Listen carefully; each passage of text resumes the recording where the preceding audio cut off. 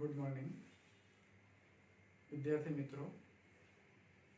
7મું chapter પ્રત્યાવર્તી પ્રવાહ એ આપણે પૂરું કર્યું. છેલ્લા લેક્ચરમાં આપણે વધારાના દાખલા સ્વાધ્યાયના જે હતા એ ગણેલા અને પૂરા કરેલા.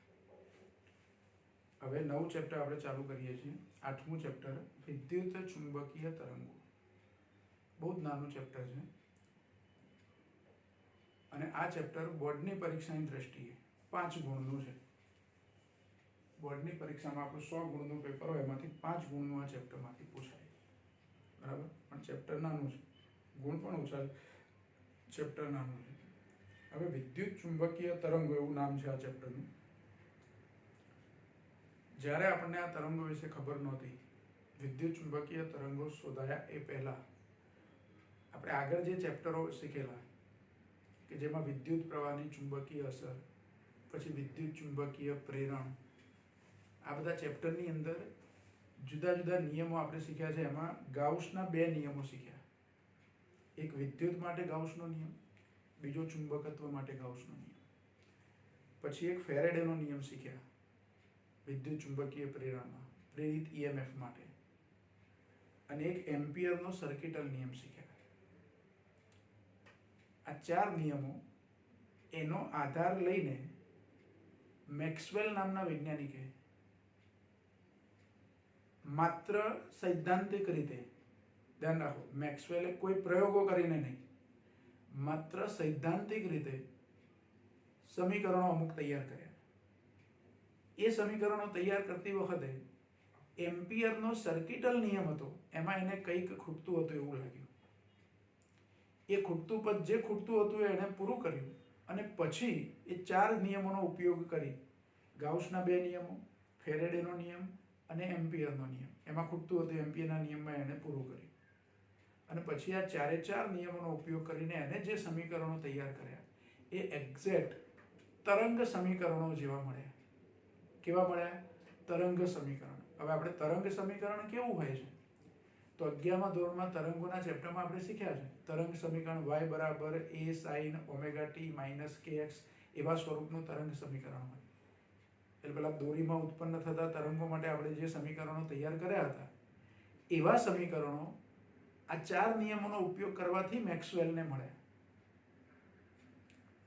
અને એ તરંગો, એનું નામ મેક્સવેલે વિદ્યુત ચુંબકીય તરંગો એવું નામ આપ્યું. હવે જ્યારે ઓર્સ્ટેડનો પ્રયોગ આપણે શીખેલા ત્યારે એવું કીધેલું કે કોઈ તારમાં વિદ્યુત પ્રવાહ પસાર થાય તો એની આજુબાજુ ચુંબકીય ક્ષેત્ર ઉત્પન્ન થાય. એટલે વિદ્યુત પ્રવાહને કારણે ચુંબકીય ક્ષેત્ર આપણને મળે. પછી બદલાતું જતું ચુંબકીય ક્ષેત્ર એ વિદ્યુત ક્ષેત્ર ઉત્પન્ન કરે એવું પણ શીખ્યા ફેરેડે અને હેનરીના પ્રયોગોમાં. ચુંબકીય ફ્લક્સમાં ફેરફાર થાય એટલે પ્રેરિત EMF ઉત્પન્ન થાય એવું કીધું આપણે. એટલે બદલાતું જતું ચુંબકીય ક્ષેત્ર શું ઉત્પન્ન કરે? વિદ્યુત ક્ષેત્ર ઉત્પન્ન કરે. પ્રવાહ છે એ ચુંબકીય ક્ષેત્ર ઉત્પન્ન કરે. પણ એનાથી ઉલટું, શું બદલાતું જતું વિદ્યુત ક્ષેત્ર છે ચુંબકીય ક્ષેત્ર ઉત્પન્ન કરે ખરું? બદલાતું જતું વિદ્યુત ક્ષેત્ર એ ચુંબકીય ક્ષેત્ર ઉત્પન્ન કરે ખરું? એવો પ્રશ્ન મેક્સવેલને થયો અને એનો જવાબ એને શોધી કાઢ્યો કે હા, બદલાતું જતું વિદ્યુત ક્ષેત્ર એ ચુંબકીય ક્ષેત્ર પણ ઉત્પન્ન કરે. એટલે અરસપરસ થઈ ગયો હતો. બદલાતું જતું ચુંબકીય ક્ષેત્ર એ વિદ્યુત ક્ષેત્ર ઉત્પન્ન કરે એવું ફેરેડેએ કીધું આપણને. હેનરી અને ફેરેડેના પ્રયોગોમાં આપણે એવું શીખ્યા. અને એ જ બદલાતા જતા ચુંબકીય ક્ષેત્રનો ઉપયોગ કરીને ઔદ્યોગિક ધોરણે આપણે વીજળી ઉત્પન્ન કરીએ છીએ, એટલે વિદ્યુત ક્ષેત્ર પણ ઉત્પન્ન કરીએ છીએ. પણ એનાથી ઉલટું વિચારવાની વાત હતી કે બદલાતું જતું ચુંબકીય ક્ષેત્ર જો વિદ્યુત ક્ષેત્ર ઉત્પન્ન કરી શકતું હોય તો બદલાતું જતું વિદ્યુત ક્ષેત્ર શું ચુંબકીય ક્ષેત્ર ઉત્પન્ન કરી શકે? અને એ વિચાર કોણે આવે પહેલો? મેક્સવેલ. એટલે મેક્સવેલે એવું સાબિત પણ કર્યું કે બદલાતું જતું વિદ્યુત ક્ષેત્ર એ ચુંબકીય ક્ષેત્ર ઉત્પન્ન કરે. એ સમજવા માટે મેક્સવેલે આ જે 4 નિયમો આપણે કીધા કે ચુંબકત્વ માટે જો એ 4 નિયમો એ કયા છે તો એક વિદ્યુત માટે ગાઉસનો નિયમ,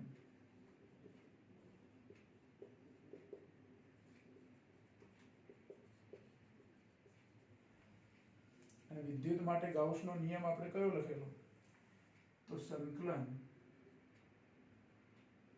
E ડોટ dA અથવા ds બરાબર સિગ્મા q અપોન એપ્સિલોન 0 અથવા q અપોન એપ્સિલોન 0.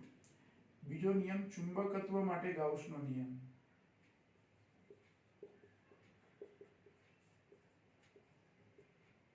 ચુંબકત્વ વાળા ચેપ્ટરમાં આપણે શીખ્યા સંકલન B ડોટ dA બરાબર 0. આ બંધ માર્ગ પરના બધા સંકલન છે, બંધ પૃષ્ઠ પરના, આ બંને બંધ પૃષ્ઠ પરના સંકલન છે. પછી ફેરેડેનો નિયમ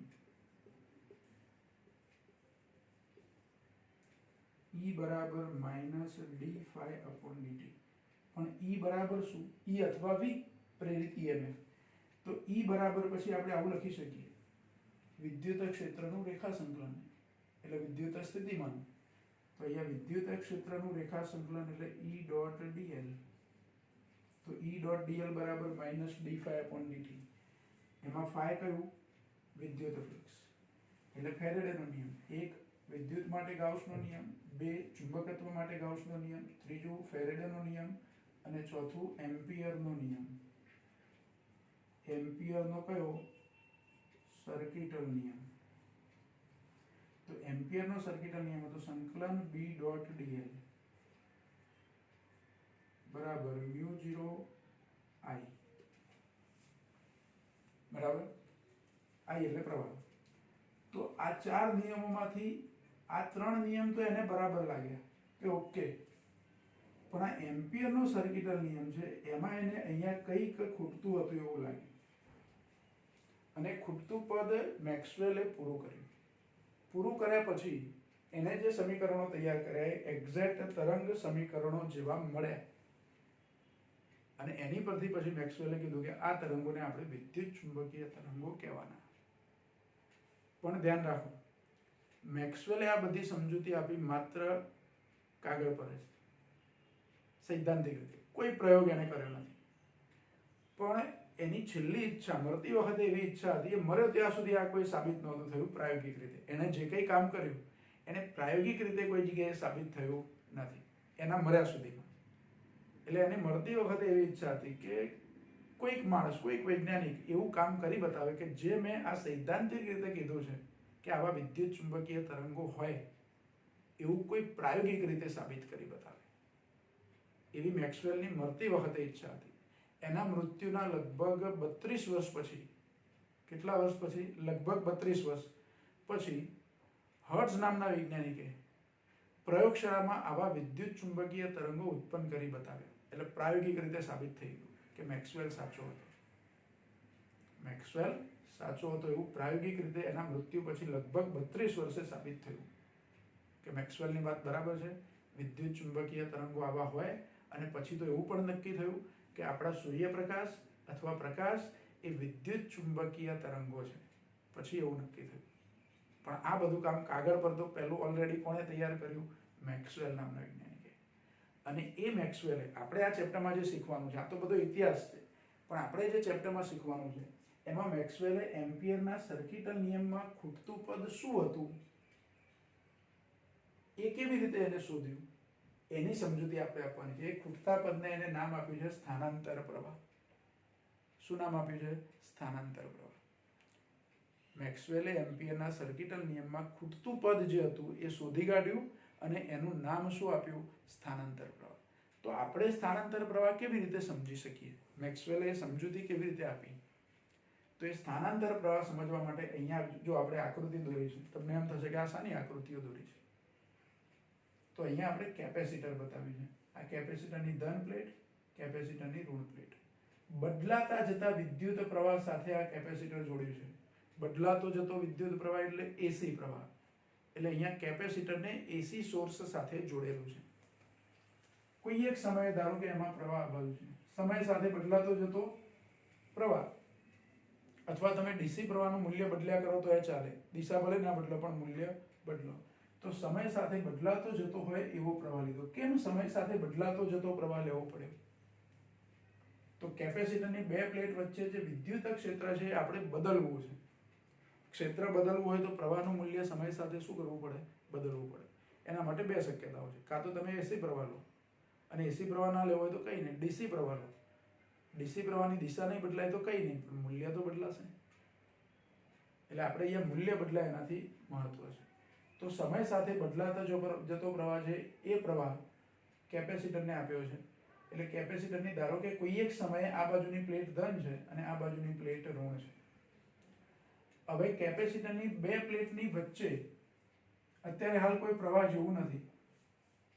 સ્વાભાવિક છે કે અહીંયા પ્રવાહ નથી, પણ અહીં તાર જોડેલો છે ને આપણે આ પ્લેટ સાથે, એટલે એમાં તો પ્રવાહ છે,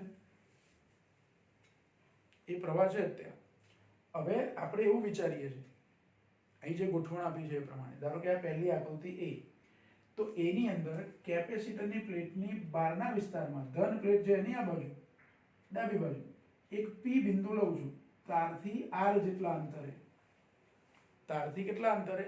આર અંતરે. અને પી બિંદુએ ચુંબકીય ક્ષેત્ર છે કે નહીં, ચુંબકીય ક્ષેત્ર એ મારે નક્કી કરવું છે.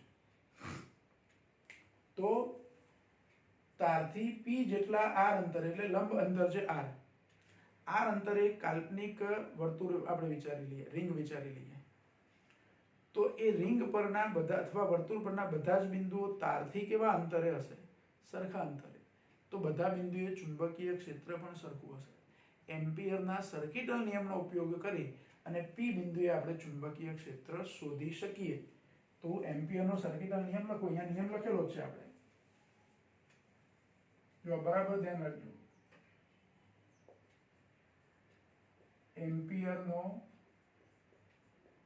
સર્કિટલ નિયમ સંકલન B ડોટ dl બરાબર મ્યુ 0 I, અને સમય સાથે પ્રવાહ બદલાય છે એટલે મ્યુ 0 IT આવું લખીએ. IT લખ્યું એટલે I અને T નો ગુણાકાર નથી, પણ આ પ્રવાહ સમય પર શું છે? આધારિત છે. હવે સર્કિટલ નિયમની અંદર B ડોટ dl માં, અને આ બંધ વગાડો છે, B અચળ લઈએ છીએ આપણે. કેમ કે તારથી સરખા અંતરે આવેલા બધા બિંદુએ ચુંબકીય ક્ષેત્ર સરખું છે, એટલે સમાન ચુંબકીય ક્ષેત્ર. એમ ખાલી સરખા અંતરે આવેલા બિંદુ, જુદા અંતરે આવેલું બિંદુ હોય તો જુદું હોય પાછું, પણ આપણે તો એ પરિઘ પરની જ વાત કરીએ છીએ. બરાબર. તો અહીંયા B અચળ, B ડોટ dl માં આપણે cos θ 0 લઈ લઈએ છીએ. B અને dl વચ્ચેનો ખૂણો કોઈ પણ બિંદુએ સ્પર્શકની દિશામાં ચુંબકીય ક્ષેત્ર હોય તો dl અને B વચ્ચેનો ખૂણો 0 લઈએ. આ બધું આગળ આપણે શીખેલા છે. બરાબર. સુરેખ તારનું ચુંબકીય ક્ષેત્ર એમ્પિયરના સર્કિટલ નિયમનો ઉપયોગ કરીને આપણે શોધેલું છે. એટલે ડાબી બાજુની અંદર જવાબ શું થશે? તો B * 2 pi r બરાબર મ્યુ 0 IT. આવો જવાબ થશે. B * 2 pi r બરાબર મ્યુ 0 IT. અને બીજું, અહીંયા આ તારમાંથી પ્રવાહ વહે છે એટલે પ્રવાહ 0 નથી, આપણે કઈક મૂલ્ય રાખ્યું છે. પ્રવાહ 0 નથી તો ચુંબકીય ક્ષેત્ર પણ 0 નહીં હોય, એટલે B = 0. મતલબ કે જ્યારે કેપેસિટરને આપણે બાહ્ય પરિપથમાં પ્રવાહ આપીએ છીએ ત્યારે કેપેસિટરની બહારના ભાગમાં તારની આજુબાજુ ચુંબકીય ક્ષેત્ર હોય છે, જે આ સૂત્ર પ્રમાણે આપણને મળે. ઓકે, એ ચુંબકીય ક્ષેત્ર મળી ગયું. બીજું, અંદરના વિસ્તારમાં શું? હવે અંદરનો વિસ્તાર એટલે જો અહીંયા આપણે ખાલી એક વર્તુળાકાર રિંગ ધારી છે અથવા એક વર્તુળાકાર એમ્પિયરન લૂપ ધારી છે. ધારો એમ્પિયરન લૂપને બદલે અહીંયા હું એક બીજો આકાર ધારું છું. બુકમાં આપણને એવું કીધું ઘડા જેવો આકાર.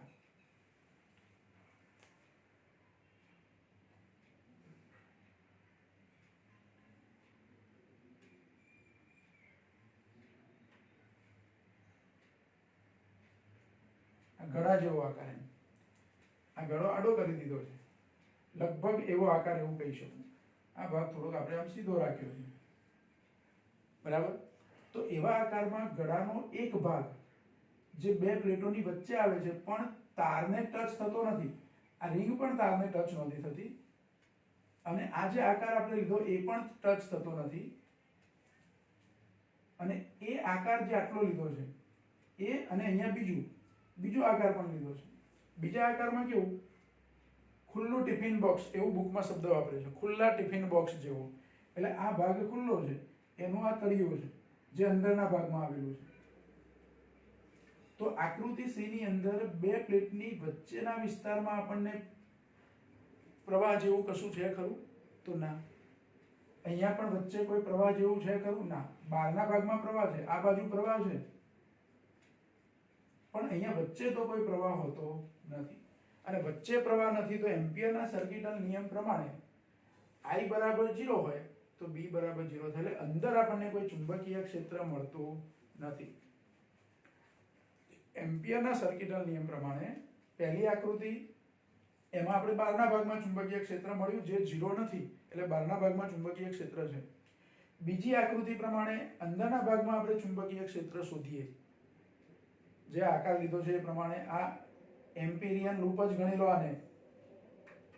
તો અંદરના વિસ્તારમાં મારે ચુંબકીય ક્ષેત્ર શોધવું હોય તો પ્રવાહ હોવો જોઈએ, જે પ્રવાહ નથી. પ્રવાહ 0 છે અંદર, પ્રવાહ 0 છે એટલે ચુંબકીય ક્ષેત્ર અંદર શું થશે? 0 થશે. અને ત્રીજી આકૃતિમાં જે વાત કરી છે કે અંદરના વિસ્તારમાં બીજું કઈ છે ખરું? આમ તો પહેલું જે આ આકૃતિ છે એમાં વિદ્યુત ક્ષેત્ર તો છે જ, પણ આપણે ત્રીજી આકૃતિમાં વિદ્યુત ક્ષેત્ર બતાવ્યું. અને એવા વિદ્યુત ક્ષેત્રની અંદર એક પૃષ્ઠ લીધું, આવું પૃષ્ઠ લીધું, જેવું અહીંયા 12 પૃષ્ઠ લીધું છે એવું પૃષ્ઠ અહીંયા આપણે લીધું, એમ્પિરિયન લૂપ જેવું. તો આ જે પૃષ્ઠ, એને પૃષ્ઠ કીધું છે અહીંયા, જેનું ક્ષેત્રફળ ધારો કે a જેટલું છે. તો એ જે પૃષ્ઠ લીધું છે એ પૃષ્ઠની અંદર કંઈક છે ખરું? બે પ્લેટની વચ્ચેના વિસ્તારમાં કંઈક છે ખરું? તો હા, શું છે? પ્રવાહ તો નથી, પણ વિદ્યુત ક્ષેત્ર છે. ધન પ્લેટથી ઋણ પ્લેટ તરફ શું છે? વિદ્યુત ક્ષેત્ર છે. અને આ વિદ્યુત ક્ષેત્રને કારણે આ જે પૃષ્ઠ લઈએ છીએ આપણે, એની સાથે કંઈક ફ્લક્સ સંકળાયેલું છે. આપણે પહેલા ચેપ્ટરમાં શીખ્યા છે કે કોઈ બંધ પૃષ્ઠ, એમાંથી પસાર થતું ફ્લક્સ, જે ગાઉસના નિયમ પ્રમાણે હોય. ફ્લક્સ કયા નિયમ પ્રમાણે હોય? ગાઉસના નિયમ પ્રમાણે. તો આ જે પૃષ્ઠ લીધું છે આપણે, ટિફિન બોક્સ જેવા આકારનું જે પૃષ્ઠ લીધું છે, એ પૃષ્ઠ સાથે કંઈક ફ્લક્સ સંકળાયેલું હશે. તો એની સાથે સંકળાયેલું ફ્લક્સ કેટલું? તો આકૃતિ C પ્રમાણે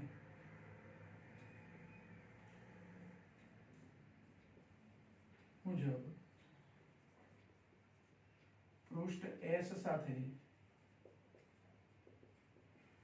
સંકળાયેલું વિદ્યુત ફ્લક્સ, ફ્લક્સનું સૂત્ર આપણે શું લઈએ છીએ?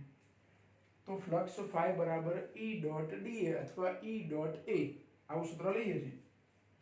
E ડોટ A એટલે E A cos થીટા.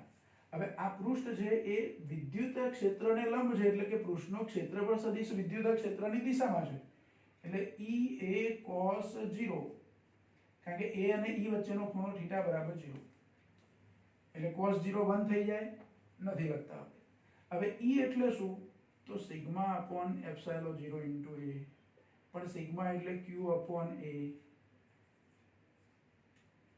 એટલે Q અપોન એપ્સિલોન 0 ફાઈ બરાબર. આ Q કેપિટલ લો કે સ્મોલ લો, પણ આ Q એટલે શું? તો મેં જે આટલું પૃષ્ઠ લીધું છે, પૃષ્ઠ વડે ઘેરાયેલો વીજભાર, જે Q જેટલો છે, પ્લેટ પર જે વીજભાર છે તે એના વડે ઘેરાયેલો છે. આ બાજુનો વીજભાર તો આપણે પૃષ્ઠમાં નથી લીધો. તો પૃષ્ઠ વડે ઘેરાયેલો વીજભાર ભાગ્યા એપ્સિલોન 0 એટલે ફ્લક્સ થઈ ગયું. એટલે ફાઈ બરાબર Q અપોન એપ્સિલોન 0 થયા. હવે જો આ પ્રવાહ બદલાતો હોય સમય સાથે, બાર જે આપણે પ્રવાહ લીધો છે તે, એ પ્રવાહ સમય સાથે બદલાતો હોય, તો આ પ્લેટ પરનો વિદ્યુત ભાર પણ સમય સાથે શું થાય? બદલાય. વિદ્યુત ભાર બદલાય એટલે વિદ્યુત ક્ષેત્ર પણ સમય સાથે બદલાય. વિદ્યુત ક્ષેત્ર પણ સમય સાથે શું થાય? બદલાય. એટલે પ્રવાહ જો સમય સાથે બદલાતો હોય તો આ વિદ્યુત ભાર સમય સાથે બદલાશે, એટલે dq upon dt એટલે પ્રવાહ, એવું આપણને ખબર છે. તો ફાઈ બરાબર એટલે કે d ફાઈ upon dt લો, ધારો કે ફ્લક્સમાં ફેરફાર થયો તો આ બાજુ d upon dt q upon epsilon 0, પણ એપ્સિલોન 0 અચળ છે.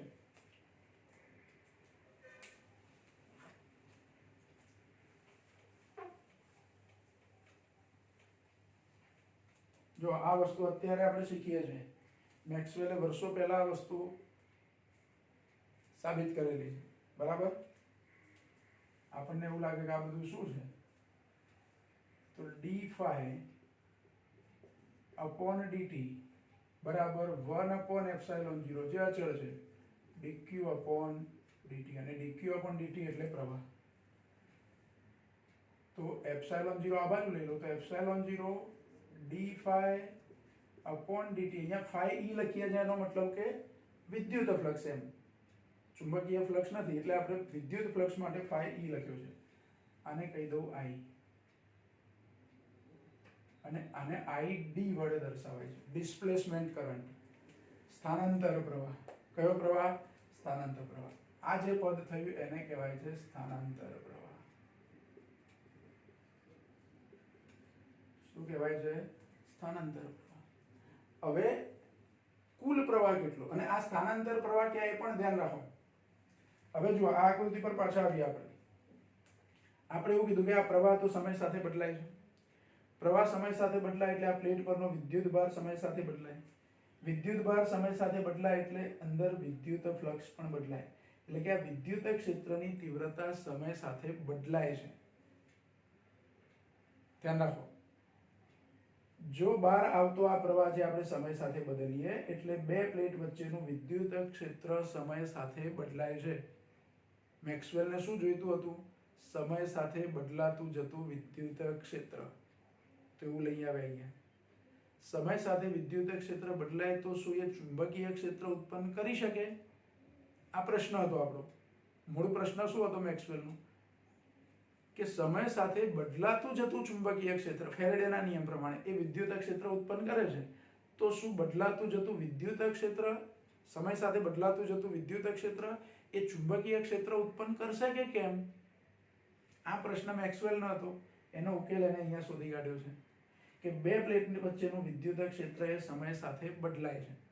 આપણે સમય સાથે બદલાતા જતા વિદ્યુત ક્ષેત્રને સમજવા માટે આ કેપેસિટરનું ઉદાહરણ લીધું છે કે સમય સાથે બદલાતું જતું વિદ્યુત ક્ષેત્ર આપણે પહેલા લેવું પડે, પછી નક્કી કરવું પડે કે એ ચુંબકીય ક્ષેત્ર ઉત્પન્ન કરશે.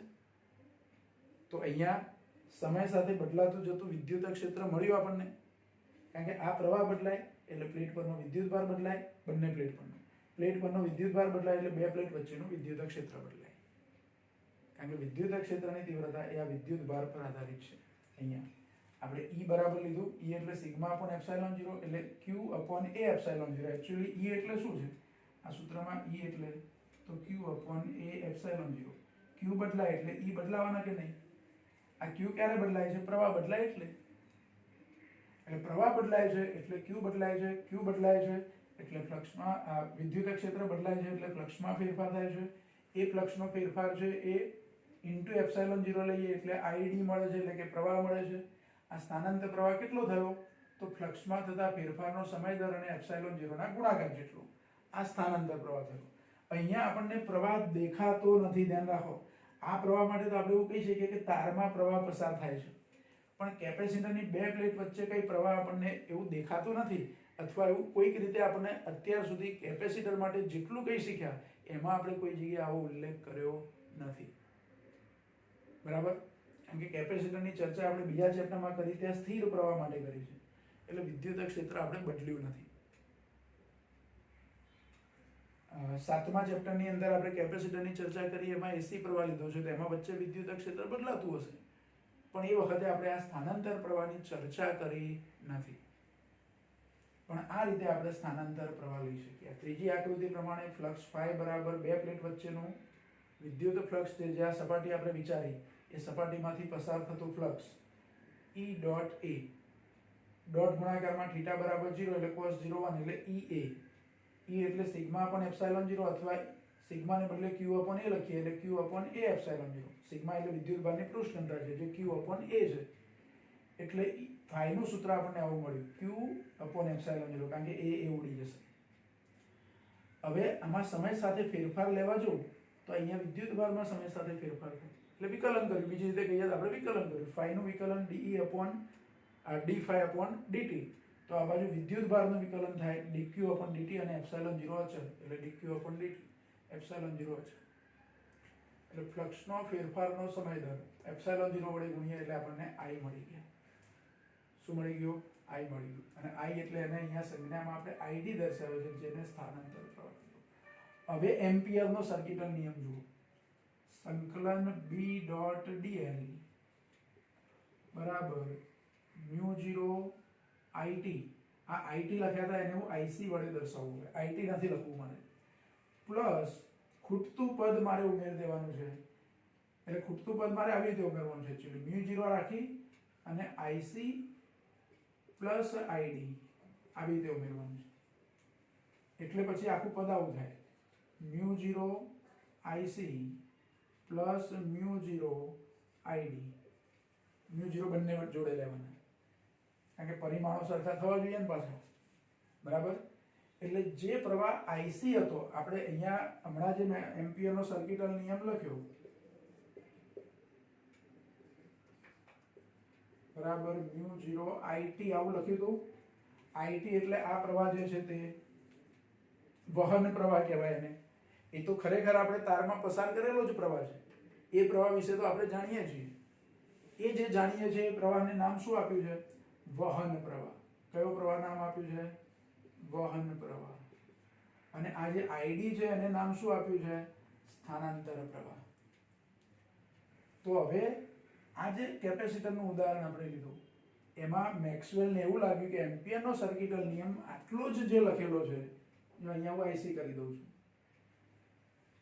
બરાબર, કન્ડક્ટિંગ પ્રવાહ એટલે કે વહન પ્રવાહ, તો એમ્પિયરે જે આ નિયમ લખ્યો છે એમાં કંઈક અહીંયા ખૂટે છે, મેક્સવેલને એવું લાગ્યું, એ ખૂટતું પદ એને સ્થાનાંતર પ્રવાહથી પૂરું કરી દીધું.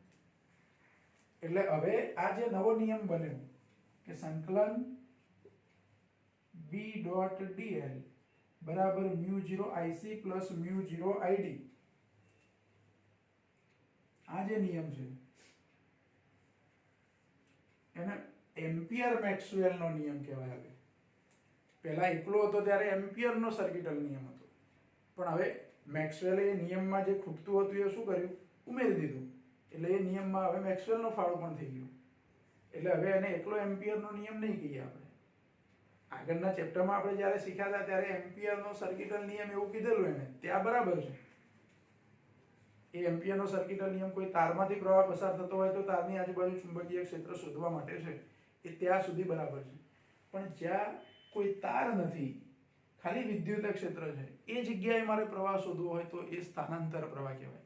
એટલે જુઓ, કેપેસિટરની બહારના ભાગમાં તારમાં વહેતો પ્રવાહ એ વહન પ્રવાહ, જ્યારે કેપેસિટરની બે પ્લેટ વચ્ચે બદલાતા જતા વિદ્યુત ક્ષેત્રથી આપણને જે પ્રવાહ મળશે તે પ્રવાહ એ સ્થાનાંતર પ્રવાહ, જે આઈડી કહેવાય.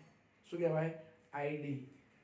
એટલે હવે એમ્પિયરના સર્કિટલ નિયમમાં એક પદ નવું ઉમેરી દીધું, એટલે આને હવે ખાલી એમ્પિયરનો નિયમ ના કહેતા એમ્પિયર મેક્સવેલનો નિયમ કહીશું. શું કહીશું?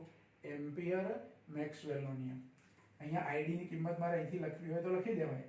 તો નિયમ આવી રીતે લખાય, સંકલન બી ડોટ ડીએલ બરાબર mu 0 IC plus mu 0 epsilon 0 d phi upon dt. અહીંયા ફાઈ ને બદલે આપણે શું લખીએ છીએ? Phi E. તો આ એમ્પિયર મેક્સવેલનો નિયમ થાય. અને અગાઉ આપણે કીધું કે મેક્સવેલે ગાઉસના બે નિયમો, ફેરેડેનો નિયમ અને હવે આ નવો તૈયાર થયેલો નિયમ એમ્પિયર મેક્સવેલનો નિયમ કહીશું, આ ચારેયનો સમન્વય કરી અને જે સમીકરણો તૈયાર કર્યા એ સમીકરણોનું નામ શું આપ્યું? તરંગ સમીકરણ. એટલે આબેહૂબ એક્ઝેક્ટ તરંગ સમીકરણ જેવા મળે. દોરીમાં ઉત્પન્ન થતા તરંગો માટે આપણે લંબગત તરંગો માટે સમીકરણો 11મા ધોરણમાં મેળવેલા છે. એક તરંગ સમીકરણ આપણે આવું મેળવેલું છે કે y બરાબર a sin omega t minus kx અથવા x બરાબર a cos omega t minus kx અથવા kx માઇનસ ઓમેગા t. એ કળા છે, એટલે જે ક્રમમાં આપણે લખવી હોય તે લખી શકાય, જેવી કળા હોય એ પ્રમાણે, પણ એ તરંગ સમીકરણો છે. તો મેક્સવેલે પણ આવા તરંગ સમીકરણો તૈયાર કરે, માત્ર સૈદ્ધાંતિક રીતે, નોટ પેનનો ઉપયોગ કરીને, કોઈ પ્રયોગ કર્યા વગર. અને એના મૃત્યુ પછી હર્ટ્ઝે પ્રયોગશાળાની અંદર આવા વિદ્યુત ચુંબકીય તરંગો, જેની કલ્પના મેક્સવેલે કરેલી કે આવા તરંગો હોય એને વિદ્યુત ચુંબકીય તરંગો આપણે કહીશું. એટલે જો અહીંયા બદલાતું જતું વિદ્યુત ક્ષેત્ર, એને લીધે આપણને સ્થાનાંતર પ્રવાહ મળ્યો, અને પ્રવાહ હોય ત્યાં તો ચુંબકીય ક્ષેત્ર હોય, એટલે બદલાતા જતા વિદ્યુત ક્ષેત્રથી શું મળી ગયું? ચુંબકીય ક્ષેત્ર. હવે બીજી વસ્તુ કે કેપેસિટરની બે પ્લેટની બહારના વિસ્તારમાં, બહારનો વિસ્તાર એટલે આ પી બિંદુ આપણે જ્યાં લીધું છે ત્યાં, તો બહારના વિસ્તારમાં આ આઈડી 0 હશે. આ ધ્યાન રાખો. બહારના વિસ્તારમાં આઈડી ડિસ્પ્લેસમેન્ટ કરંટ, સ્થાનાંતર પ્રવાહ, ત્યાં 0 હશે. ત્યાં બહારના વિસ્તારમાં કયો પ્રવાહ છે આપણો? આઈસી, વહન પ્રવાહ. બરાબર. જ્યારે બે પ્લેટની વચ્ચેના વિસ્તારમાં શું હશે? તો બે પ્લેટની વચ્ચેના વિસ્તારમાં આઈસી 0 હશે, વહન પ્રવાહ 0 હશે, પણ ત્યાં સ્થાનાંતર પ્રવાહ હશે. એટલે ડાબી બાજુ છે તો કોઈ ફરક નથી પડતો, પણ જમણી બાજુમાં જો બે પ્લેટની વચ્ચેના વિસ્તારમાં તમે ગણતરી કરતા હોય એમ્પિયર મેક્સવેલના નિયમ પરથી, તો આઈસી 0 લેવાના બે પ્લેટની વચ્ચેના, પણ આઈડી તો 0 નહીં હોય એ વખતે. મતલબ કે ચુંબકીય ક્ષેત્ર 0 નહીં હોય. ધ્યાન રાખો. આપણે એકલો નિયમ લખતા હતા કે સંકલન B ડોટ dl, આ થોડું ધ્યાન રાખવા જેવું છે. મ્યુ 0 આઈટી, આઈટી ને બદલે આઈસી લખું. આટલો જ નિયમ લખતા હતા એ વખતે. તો બે પ્લેટની વચ્ચે તો અહીંયા આ પ્રશ્નમાં, આ આકૃતિમાં બે પ્લેટની વચ્ચે તો કોઈ પ્રવાહ જેવું કશું છે નહીં. પ્રવાહ તો બહાર છે. બહાર પ્રવાહ છે એટલે પી બિંદુએ ચુંબકીય ક્ષેત્ર મળે, પણ મને અહીંયા એમ બિંદુ આપણે જે પ્લેટની વચ્ચે અથવા અંદર બતાવ્યું છે, બે પ્લેટની વચ્ચે કોઈ પણ જગ્યાએ, તો ત્યાં તો આઈસી બરાબર 0 છે, તો બી બરાબર 0 થઈ જાય. એટલે કોઈ ચુંબકીય ક્ષેત્ર નથી એવું આ એમ્પિયરના નિયમ પરથી સાબિત થાય. પણ મેક્સવેલે સુધારો કરીને કહી દીધું કે બે પ્લેટની વચ્ચેના વિસ્તારમાં ભલે આઈસી 0 છે, પણ આઈડી 0 નહીં હોય. આઈડી 0 નહીં હોય એટલે બે પ્લેટની વચ્ચેના વિસ્તારમાં જો સૂત્ર કેવું થઈ જશે? હું આઈસી 0 લઉં ને આઈડી 0 ના લઉં તો મ્યુ 0 આઈડી, આવું સૂત્ર થયું. મતલબ કે B is not equal to 0, કારણ કે આઈડી 0 નહીં હોય. આ પદ 0 નથી આ બાજુ, એટલે આ 0 નહીં હોય, કારણ કે આ તો 0 ના જ હોય. બરાબર. એટલે બે પ્લેટની વચ્ચેના વિસ્તારમાં આઈડી 0 નહીં હોય, અને પ્લેટની બહારના વિસ્તારમાં આઈડી 0 હશે, પણ આઈસી 0 નહીં હોય. એટલે બધે ચુંબકીય ક્ષેત્ર તો મળ્યું જ આપણને. એટલે અહીંયા બે પ્લેટની વચ્ચેના વિસ્તારનું આપણે અહીંયા મહત્વ છે. બહારના વિસ્તારમાં તો ચુંબકીય ક્ષેત્ર મળે એ સમજી શકાય એવી વાત છે કે તારમાંથી પ્રવાહ પસાર થાય એટલે આજુબાજુ ચુંબકીય ક્ષેત્ર હોય. એની તો ચર્ચા આપણે બધી બહુ કરી. પણ અહીંયા કોઈ જગ્યાએ પ્રવાહ આઈસી જેવો કોઈ પ્રવાહ નથી, પણ બદલાતું જતું વિદ્યુત ક્ષેત્ર છે, એટલે આપણને ત્યાં પ્રવાહ મળે છે. પ્રવાહ મળે છે એનો મતલબ કે એમ્પિયરના સર્કિટલ નિયમ પ્રમાણે, એમ્પિયર મેક્સવેલના નિયમ પ્રમાણે ચુંબકીય ક્ષેત્ર 0 નથી. મતલબ કે ચુંબકીય ક્ષેત્ર મળ્યું. અહીંયા જે એમ બિંદુ બતાવ્યું છે એવું એમ બિંદુ અહીંયા આપણે બતાવ્યું, ગમે તે જગ્યાએ હું એમ બિંદુ લઈ શકું. તો એમ બિંદુ પાસે આપણને ચુંબકીય ક્ષેત્ર મળે છે. પણ શરત, એમ્પિયરનો સર્કિટલ નિયમ જે અધૂરો હતો એ મેક્સવેલે પૂરો કર્યો. એટલે એમાં ખૂટતું પદ હતું એ ઉમેરી દીધું. એ ખૂટતા પદનું નામ શું આપ્યું? સ્થાનાંતર પ્રવાહ. તો જો એ સમજૂતી આપણને બુકમાં આપી છે. ખાસ તો આ સૂત્રનું ને એનું ધ્યાન રાખવાનું છે આપણે, કેવી રીતે લખ્યું છે. અને ખૂટતું પદ છે એનું નામ આપ્યું છે સ્થાનાંતર પ્રવાહ. એટલે હવે બે પ્રવાહો થયા આપણી જોડે. કેપેસિટરની બહારના વિસ્તારમાં વહન પ્રવાહ, જે રેગ્યુલર પ્રવાહ આપણે કહીએ છીએ તે, અને બે પ્લેટની વચ્ચેના વિસ્તારમાં સ્થાનાંતર પ્રવાહ. બરાબર. તો આ એક અગત્યનો પ્રશ્ન. આમ તો જુઓ, હવે આ કોરોનાને કારણે ગવર્મેન્ટ કદાચ કોર્સમાં થોડો ઘટાડો કરે તો એમાં આ પ્રશ્ન ના પણ હોય, પણ સમજવા માટે અગત્યનો છે. બરાબર. એટલે અત્યારે હાલ તો આપણે એને તૈયાર કરવાનું જ છે. બીજું, કોર્સમાં જે ઘટાડો થાય એ ખાલી 1 વર્ષ પૂરતો છે, અને કોમ્પિટિટિવ એક્ઝામ માટે તો આપણે બધું જ તૈયાર કરવાનું છે. કોમ્પિટિટિવ એક્ઝામમાં એવો કોઈ કાપકૂપ આવશે નહીં. એટલે તમે એવું ના માની લેતા કે ગવર્મેન્ટે કોર્સમાં ઘટાડો કર્યો એટલે એટલા ટોપિક આપણે ના કરીએ. કોમ્પિટિટિવ એક્ઝામ માટે, JEE NEET, એ બધા માટે તો તમારે બધી તૈયારી કરવી પડશે. બરાબર. તો આજે આપણે આ સ્થાનાંતર પ્રવાહ સુધી સ્ટોપ કરીએ છીએ.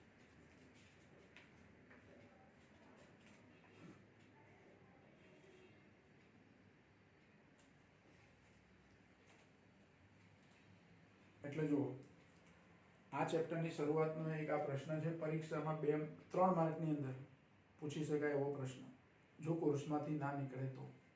પણ તમારે તૈયાર તો કરવાનું કોમ્પિટિટિવ એક્ઝામ માટે. બરાબર.